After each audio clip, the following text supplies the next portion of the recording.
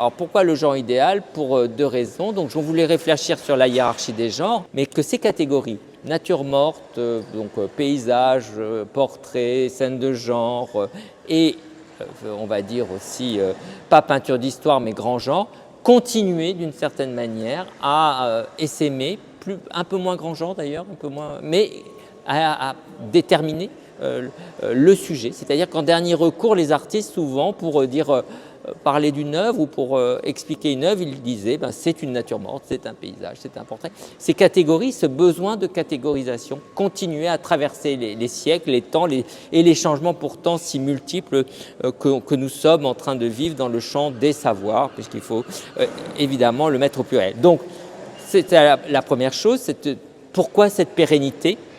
Et surtout, ce qui m'intéressait, c'était de le faire non pas d'une manière béate par rapport à Félibien, mais d'essayer de comprendre ce qui s'était joué dans cette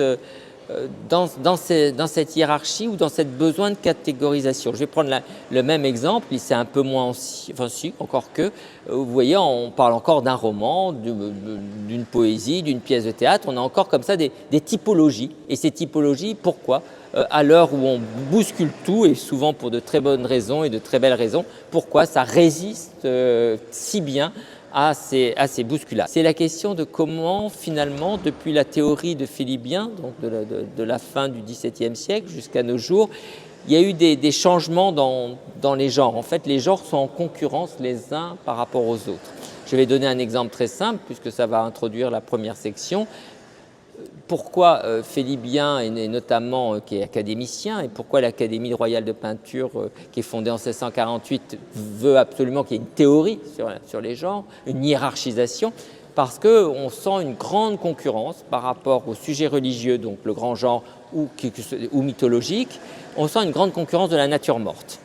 La nature morte, qui est pourtant le genre qui est au bas de l'échelle, on va dire, de notoriété, a un succès évidemment commercial très important, et donc il faut réagir à ce succès commercial. Et donc, si vous voulez, cet accrochage est une façon de réfléchir comment les genres vont prendre le dessus, vont se concurrencer, et comment surtout, et c'est ça que je trouve le plus passionnant, chaque section porte en elle-même aussi d'autres genres.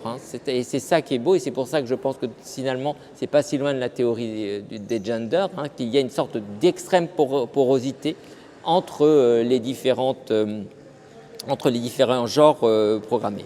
Donc vous allez découvrir 5 sections, elles peuvent se découvrir dans différents sens, mais moi j'ai aimé qu'on respecte la hiérarchie, donc qu'on part de la nature morte jusqu'à la peinture d'histoire ou au grand genre, et avec aussi pour poursuivre cette aventure. Vous allez déambuler dans les biens, vous allez déambuler dans les horizons, les gestes pour la scène de genre, pour les portraits, les gens, et enfin pour la peinture ou le grand genre d'histoire, les heures. Autant de pluriel, autant de possibilités pour comprendre l'extraordinaire, j'allais dire, pluralité des façons de s'approprier certaines définitions